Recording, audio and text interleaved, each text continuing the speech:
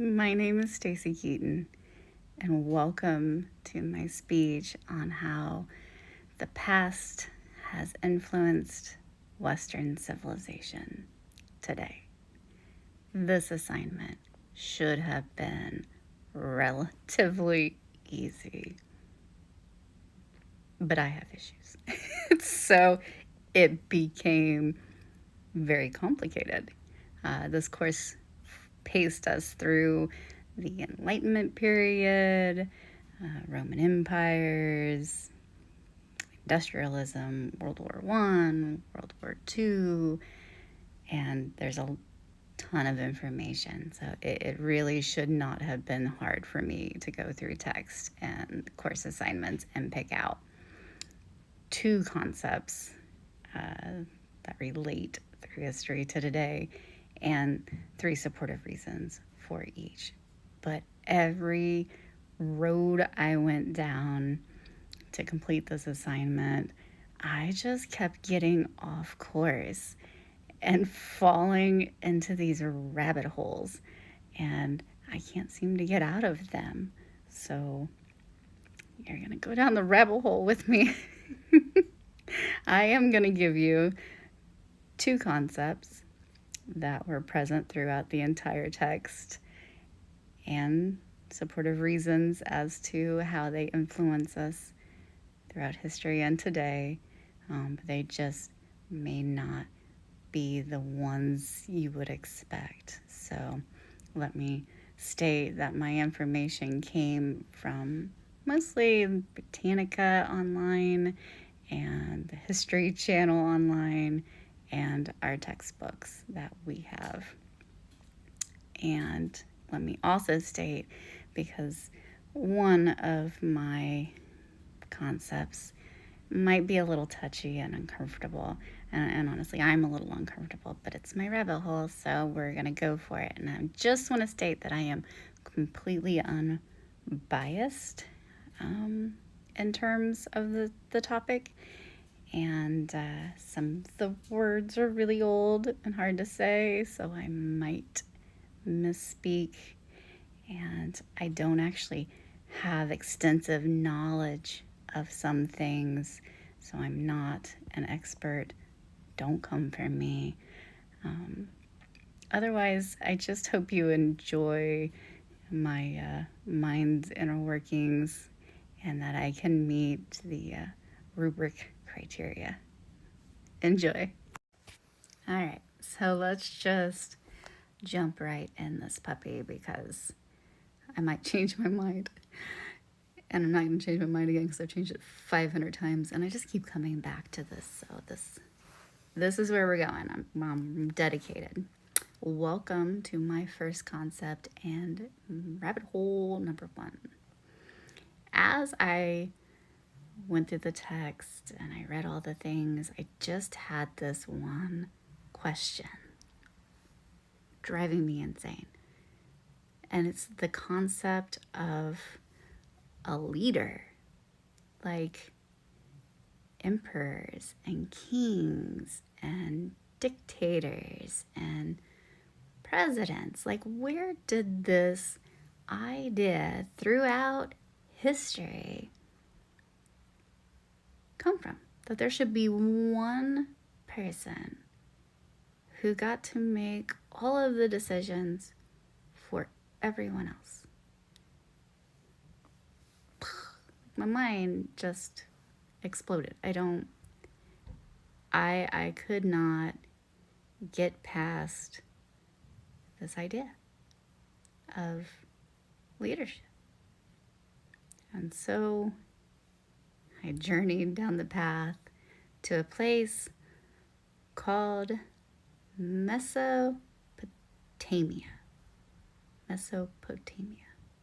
It's a very hard word for me, and I'm going to say it wrong 900 times, so I'm just going to apologize. Now, Mesopotamia is basically where Iraq is, quite a bit larger, even included a little bit of Egypt, and it existed in 14,000 BC. 14,000 BC. BC is before Christ, just in case we don't know that. And this civilization was incredibly advanced. And they are cited and credited, according to the textbook, as being the biggest contributor to Western civilization. They had created cities, agriculture, sailboats, maps, astrology, writing, time. They had a trade system. From what I understood in my Googling rabbit hole information loop, they actually did not use money, but they traded their goods with each other. Even kind of technology came from them. They created the wheel.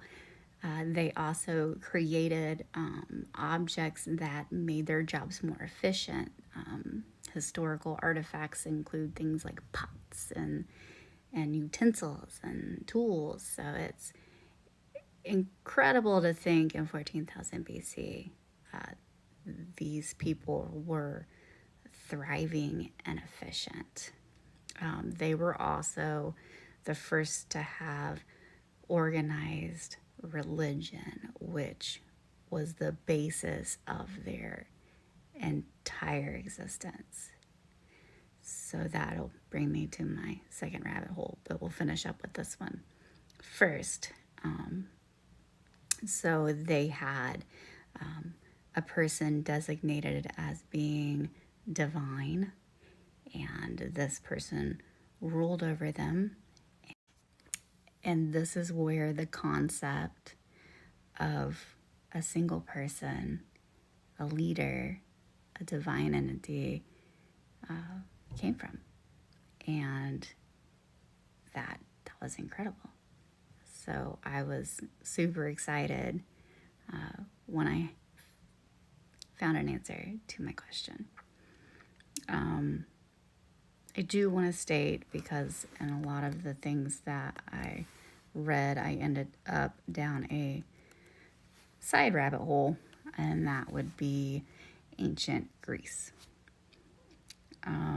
Ancient Greece also had organized religion and, of course, the politics. The Roman Empire kind of came in there, and the birth of Christianity. So Greece is also notably extremely important. However, Greece was very influenced by surrounding areas, and so their ideas and concepts were very cultivated.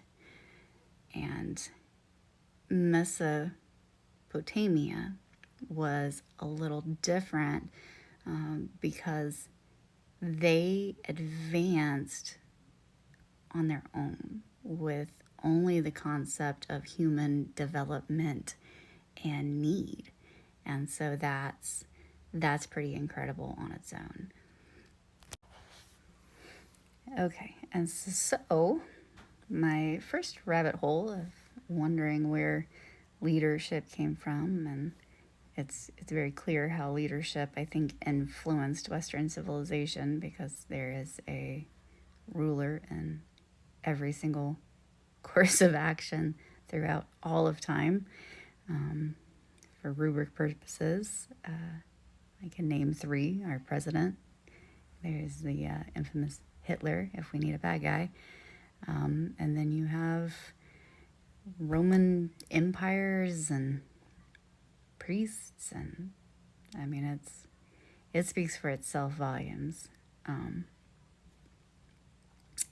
But that leads me into rabbit hole number 2, which is, I'm not gonna lie, a little uncomfortable, because I'm gonna talk about religion before Christ. And since I think everybody walking the earth currently doesn't really go back before Christ in terms of their thoughts of religion or origin. So I just want to make a very clear statement that none of this is what I believe. And my journey down this rabbit hole is not to discredit any beliefs that anyone else has. This is yucky, but this is my brain. So, Mesopotamia, religion and politics were the same thing. They weren't closely related. It was the exact same thing. Kings were gods. The humans were made by the gods to end the toil between the gods. So Sumerians, were the people of the civilization who lived in Mesopotamia, right? And they believed in thousands of gods.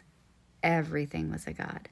The sun, the moon, the rain, the season changes, human behavior, just every single aspect you can think of, right down to the seeds they planted for food, were gods. And if they benefited human progress, they were gifts from gods. And if they hurt you as a human, you were being punished by the gods. So human life every day and human purpose was to please the gods so that they could be blessed and survive.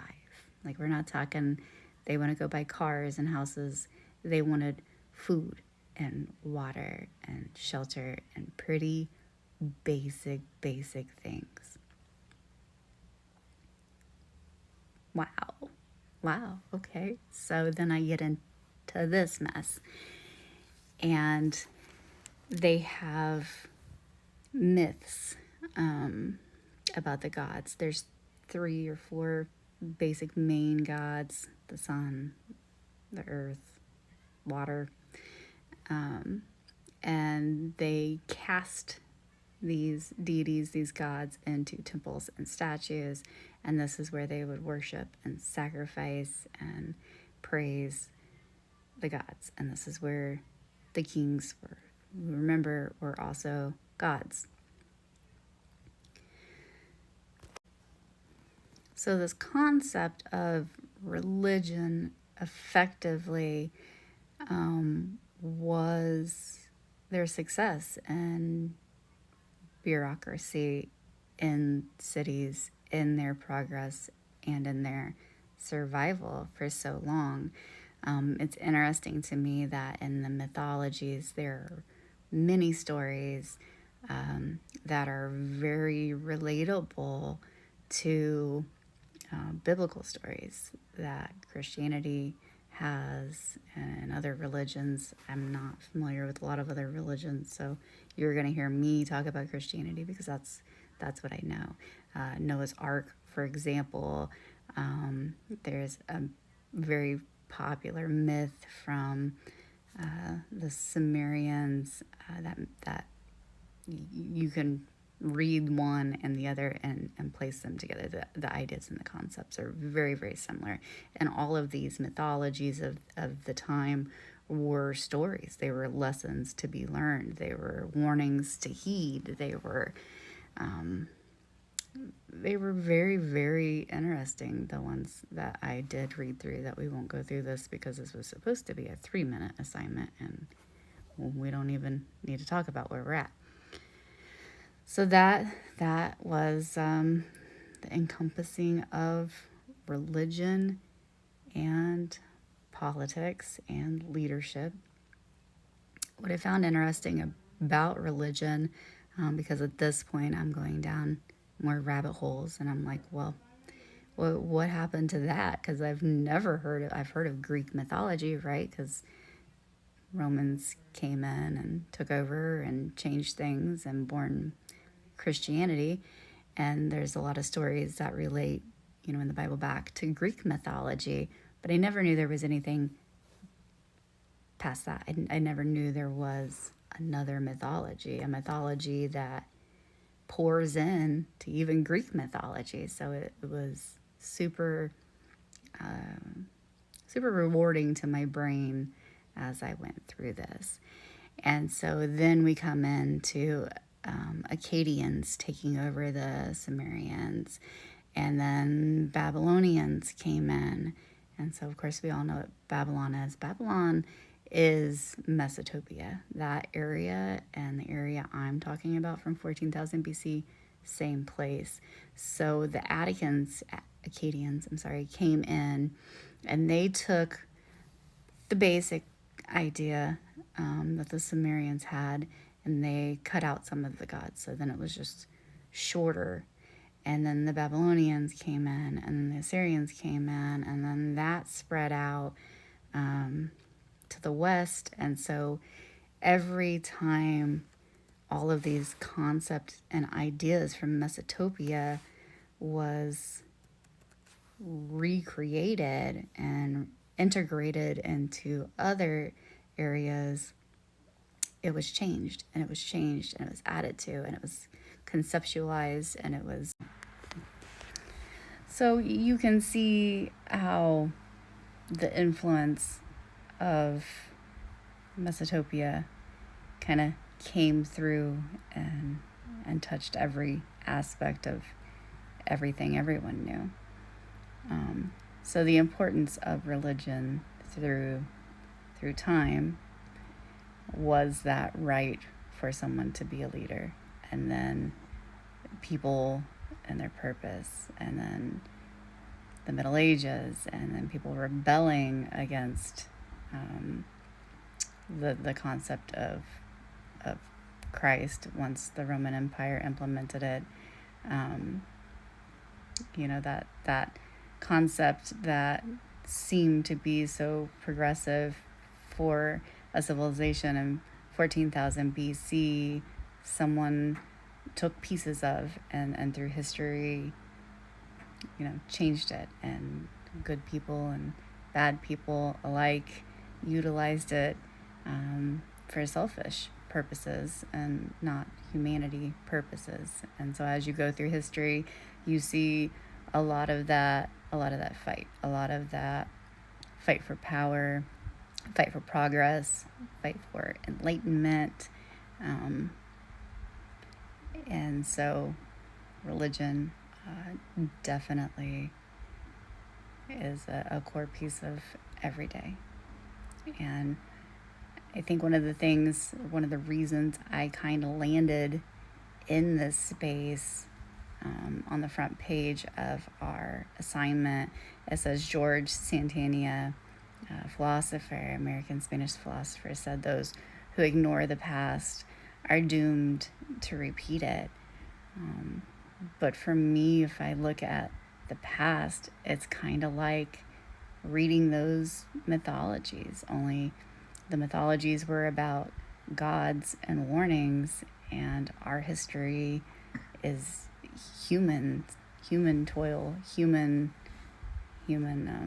sacrifice.